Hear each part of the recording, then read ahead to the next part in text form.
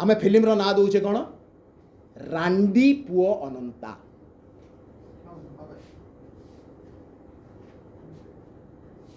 रांडी नाटा कोन accepted for the ladies.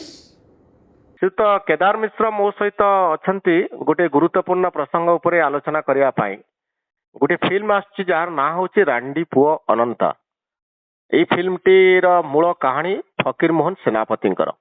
मु प्रथमे एई रांडी पुओ अनंता एई फिल्म रो जो ना रहिछि ता उपरे वर्तमान विवाद रे थिबा अभिनेता मनोज मिश्र जो मंतव्य रखिछंती ता आपनक सामने रे रखिबा पाई चाहिबी। आमे फिल्म रो ना दउचे कोन रांडी पुओ अनंता।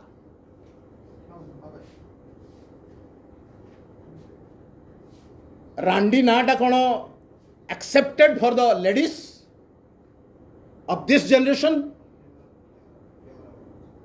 जी ओडिया अस्मिता कथा कहउछंती ठीक अछि। फकीर मोहन सेनापति सेते बेले लिखितिले। एबे जदि फकीर मोहन सेनापति थांते मते लागुनी कि से रांडी लिखि थांते। I am sorry. जेमिति कि मु कहली जे आमे केबे भी गोटे फिजिकली चैलेंज लोक को एबे दिव्यांग छड़ा अन्य किछि कहिले आम नारे केस हो पारे। आमे जदि गोटे छोट जातिर लोक को सही जातिर ना कहवा ताले हमको केस हो पारे। सेमिति वर्तमान जुगरे नारी माननकु सम्मान देवा भी आमर हक बनूची ना नहीं। तो आमे सही समय जदि रांडी बोलिकी गोटे टाइटल देवा ताले आपन को ओडिया अस्मिता कौन जना सेटा आपण निज पाखरे रखंतु हमकु कहंतुनी। केदार रांडी पुओ अनंता ए शब्दटी वर्तमान समय कौन प्रचलित कि जदि गोटे फिल्म तैयारी हुए एई ना रे आपण भाबुचंती यह समाज विरोधी बोली धरनिया जीवो। प्रथम कथा होछि जे जो माने रांडी पुओ अनंतार जो प्रसंग सेटा समाज विरोधी नुह बरं समाजर एक उज्जवल दिग को देखैया पे से चरित्र परिकल्पना सेते बेले करा हेतला। एवं दुई प्रकार सिनेमा करा हुए आपण माने जानिचंती। गोटे होछि जे गोटे पीरियोडिक सिनेमा बोली थाए। फकीर मोहन सेनापतिंकर गप को नेकरी एटा होछि गोटे पीरियोडिक सिनेमा। सेही समयर शब्द सेही समयर चित्र सेही समयर चरित्र एथरे रहिबे। तेणु यार परिवर्तन अनावश्यक। किंतु एकविंश शताब्दी रे आमे कोन रांडी शब्दटी को व्यवहार करि परिबा। एटा गोटे सभ्य समाजर भाषा। देखो प्रथम कथा होछि जे आमे आपण एते लेखंती केदार आउ आपण कोन ए शब्दटी की वर्तमान व्यवहार करूचंती केबे व्यवहार करिसंती माने वर्तमान समय मु ए शब्द व्यवहार करि परिबे नै। किंतु जो सिनेमाटी हेछि आजिर समय जदियो सिनेमा होछि सिनेमार पीरियड होछि सेही 19 शताब्दी।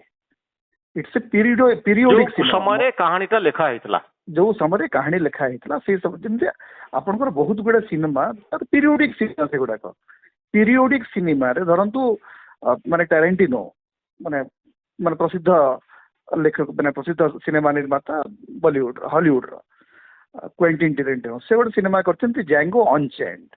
जैंगो अनचेन्ड रे से अमेरिका रो दास प्रथा को नेग्री से तबर सिनेमा करछन्ती। तेणु सेही समयर जो अवस्था थिला से समयर जो खराब स्थिति थिला मानवीय संकट थिला ताकू से देखौचन्ती। तेणु पीरियोडिक सिनेमा रे आपण सेही समयर भाषा सेही समयर शब्द नबा को बाध्य। आपण सेटा होची आपनकर माने पर्सनल कंपल्सन। मनोज एते बड़ कथा कहउचंती नेशनल स्कूल ऑफ ड्रामा रो पाठ पढी के आछन कोन ए सामान्य जुक्ति तंग मुंड रे पसुने। It's a periodic cinema. गोटे पीरियोडिक सिनेमा रो ए शब्द को लेकर से अजथा कहीं विवाद करछन मु बुझी परने एक्चुअली माने विवाद पछर कारण कोन अछि। हां ए रांडी पुओ शब्दटी की कोन वर्तमान समय हमें पॉपुलराइज करबा उचित की तेने एथरे देखो मनोरंजन बाबू ए शब्द को आज पॉपुलराइज करबा कोनसी माने प्रसंग ही सेटा न प्रसंग हो जदि फिल्म तैयारी हबो एई ना रे ताले आपण बाबू नांती या द्वारा गोटे खराब प्रभाव पड़िबो सामाजिक प्रभाव। कारण गोटे विधवा स्त्री को जदि हमें रांडी बोली कहिकरी ताको छिगुलेबा आ ताना तार फिल्म तैयारी करबा ओडिसा रो सब विधवाक प्रति ए गोटे अपमान हबो की नहीं नहीं एटा प्रथम कथा होची जे से शब्दटी गोटे खराब प्रसंग रे स्त्री व्यवहार करा है नहीं। जे जणे गोटे विधवार पो गोटे अनाथ पिला सी समाज पाई केते बड़ त्याग और बलिदान देई पारे से गपर प्रसंग होची सेया। गपर प्रसंग केही का छिगुलाउ नाहंती। माने प्रथम कथा होची किंतु तार ओरिजिन को नै क्वेश्चन करा जाउछ तू एमतिया गुटिया स्त्री लोकर पुओ अर्थात नहीं नहीं नहीं सेता बेले गाँ मानक से 19 शताब्दी भाषा हूँ से ଯେତେବେଳେ ଊନବିଂଶ କି ବିଂଶ ଶତାବ୍ଦୀର ପ୍ରାରମ୍ଭରେ ଯୋଉ ଭାଷା ଥିଲା ସେଇ ଭାଷା ସେତେବେଳେ ଗପରେ ବ୍ୟବହାର ହେଇଛି ଏବଂ କିନ୍ତୁ ସେଇଭଳିର ଭାଷାକୁ ଆମେ ଆଉ ଥରେ ପୁନର୍ଜନ୍ମ ଦେଇ ସେ ଶବ୍ଦଟିକୁ ପପୁଲାରାଇଜ କରିବା ଉଚିତ କି? ଏ ହଉଛି ମନୋଜ ମିଶ୍ରଙ୍କ ଯୁକ୍ତି। ନାଇଁ ମନୋଜ ମିଶ୍ରଙ୍କୁ ମୁଁ ପଚାରିବାକୁ ଚାହୁଁଛି ଯେ ୟା ପରେ କଣ ଐତିହାସିକ ସିନେମା କରିବା ବନ୍ଦ କରିଦବା କି? କାଲି ଯଦି ଗାନ୍ଧୀଙ୍କ ବିଷୟରେ ଗୋଟେ ସିନେମା କରାହବ ଗାନ୍ଧୀଙ୍କ ସମୟର ଚିତ୍ର ରହିବେ କି ନାହିଁ? ହଁ, ଫକୀର ମୋହନଙ୍କର ଗପକୁ ନେଇକି ଯେତେବେଳେ ଆପଣ ସିନେମା କରିବେ ସେଇ ସମୟର ଚିତ୍ର ଚରିତ୍ର ଭାଷା ରହିବ କି ନାହିଁ? ନା ପିରିୟଡିକ ସିନେମାର ଭାଷା ବଦଳେଇ ଦେବେ ଆପଣ? ତ ଆମେ କଣ ଗୋଟେ ଗ୍ୟାରେଣ୍ଟି ପାଇପାରିବା ଯେ ଏଇ ଯୋଉ ଫିଲ୍ମଟି ତିଆରି ହଉଛି ସେଥିରେ ଏଇ ଶବ୍ଦଟିକୁ ପପୁଲାରାଇଜ କରାଯାଉନି, ନାଇଁ ଏଇ ବା ଗ୍ଲୋରିଫାଇ କରାଯାଉନି? ଦେଖନ୍ତୁ ପ୍ରଥମ କଥା ହଉଛି ଯୋଉମାନେ ରାଣ୍ଡି ପୁଅ ଅନନ୍ତା ଗପ ପଢିଛନ୍ତି ସେମାନେ ଜାଣିଛନ୍ତି ଯେ ରାଣ୍ଡି ପୁଅ ଅନନ୍ତା ହଉଛି ଗୋଟେ ଏମିତି ଚରିତ୍ର ଯିଏ ସମାଜର ମାନେ ବଡ କଲ୍ୟାଣ ପାଇଁ ନିଜ ଜୀବନକୁ ତ୍ୟାଗ କରିପାରେ। ଏଇଟା ହଉଛି ତାର ମୁଖ୍ୟ ବାର୍ତ୍ତା।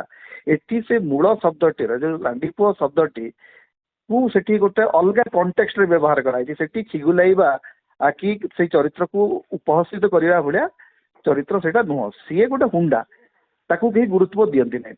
ଚରିତ୍ରଟି ହଉଛି ଯେ ଗୋଟେ ହୁଣ୍ଡାଳିଆ ପିଲା, ମାନେ ବାପା ନାହିଁ, ମାର ଇଏରେ ଚଳୁଛି, କିନ୍ତୁ ସମାଜ ଯେତେବେଳେ ଆବଶ୍ୟକତା ପଡୁଛି, ଯେତେବେଳେ ବହୁତ ବଡ ବଡ ଲୋକ କଥା ଅଛନ୍ତି ସେମାନଙ୍କ ଆଗରେ ସେ ପିଲାଟି ଗୋଟେ ହିରୋ ହେଇଯାଉଛି।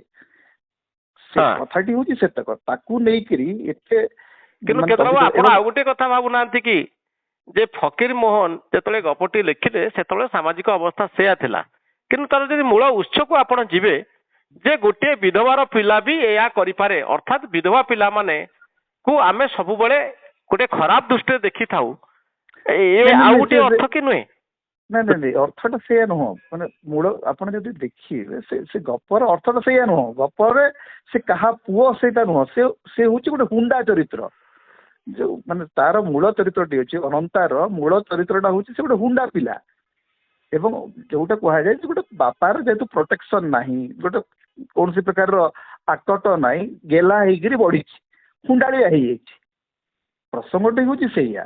ଏବଂ ଯେତେବେଳେ ସେଇ ଫକୀର ମୋହନଙ୍କର ଭାଷା ବଦଳେଇବାକୁ ମୁଁ କିଏ? ସବ୍ୟସାଚୀ ମହାପାତ୍ରଙ୍କର କଣ ସେ ଅଧିକାର ଅଛି ଯେ ସେ ଫକୀର ମୋହନଙ୍କର ଭାଷାକୁ ବଦଳେଇ ଦେବେ? ନା ମନୋଜ ମିଶ୍ରଙ୍କର ସେ ଅଧିକାର ଅଛି? ଯଦି ଫକୀର ମୋହନଙ୍କର ଗପକୁ ନେଇକି ଆପଣ କହୁଛନ୍ତି, ଯଦି ଆପଣ ଟାଇଟଲକୁ ସମର୍ଥନ କରୁଛନ୍ତି, ନିଶ୍ଚିତ ଭାବରେ ଫକୀର ମୋହନଙ୍କର ଗପ ଆଧାରରେ ଯଦି ଗୋଟେ ସିନେମା ହବ ତାହେଲେ ଫକୀର ମୋହନଙ୍କର ଟାଇଟଲ ରହିବାକୁ ବାଧ୍ୟ।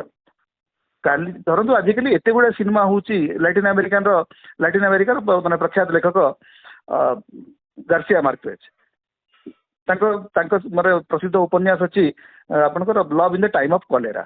ଆଜି ତ କଲେରା ନାହିଁ, କଲେରାକୁ ନେଇକିରି ଗୋଟେ ପ୍ରେମ କାହାଣୀ ସେତେବେଳେ ଲେଖିଥିଲେ ଗାର୍ସିଆ ମାର୍କେଜ। ସେଇ କଣ୍ଟେକ୍ସଟକୁ ନେଇକିରି ବହୁତ ଗୁଡା ମାନେ କଣ୍ଟ୍ରୋଭର୍ସି ଅଛି ଯେ ସେଥିରେ ସେ ଯୋଉ ଲେଖିଥିଲେ ସେ ସମୟର ଚିତ୍ର ଆଜି ନାହିଁ, କିନ୍ତୁ ତାକୁ ନେଇକି ସିନେମା କରାହେଲା, ସେ ସିନେମାର ନାଁ ହଉଛି love in the time of cholera. କିନ୍ତୁ ଏବେ ଆଉ ଗୋଟେ ସିରିଜ ତିଆରି ହଉଛି ଯୋଉ ଯାହାର ନାଁ ହଉଛି 100 Years of Solitude। ତେଣୁ ଯେତେବେଳେ ଆପଣ ଗୋଟେ କ୍ଲାସିକ ନଭେଲିଷ୍ଟ ବା ଗୋଟେ କ୍ଲାସିକ ରାଇଟରର ଲେଖାକୁ ନେବେ ସେତେବେଳେ ଆପଣଙ୍କର କମିଟମେଣ୍ଟ, ପ୍ରଥମ କମିଟମେଣ୍ଟ ହଉଛି you have to be very committed to the idea and language of that period. Periodic ସିନେମାର ଏଇଟା ହଉଛି ପ୍ରଥମ ଆବଶ୍ୟକତା। ମୁଁ ଭାବୁଛି ମନୋଜ NSD ରୁ ପାଠ ପଢିଛନ୍ତି, ଏତେ ବଡ ବଡ ସିନେମା କରିଛନ୍ତି, ତାଙ୍କର ଏତେ ଏକ୍ସପୋଜର ଅଛି, ଏଇ ସାମାନ୍ୟ କଥାଟାକୁ ନେଇକି ସେ ମାନେ କାହିଁ ଆଲୋଚନା କରୁଛନ୍ତି? ଅନ୍ୟ ପ୍ରସଙ୍ଗ ଗୁଡାକ ବହୁତ କଥା ସେ ଭଲ କଥା କହୁଛନ୍ତି, କିନ୍ତୁ ଏଇ ପ୍ରସଙ୍ଗରେ ତାଙ୍କର କୌଣସି ମାନେ ଯଥାର୍ଥତା ନାହିଁ ତାଙ୍କ ଯୁକ୍ତିର। ବହୁତ ଧନ୍ୟବାଦ କେଦାର ବାବୁ।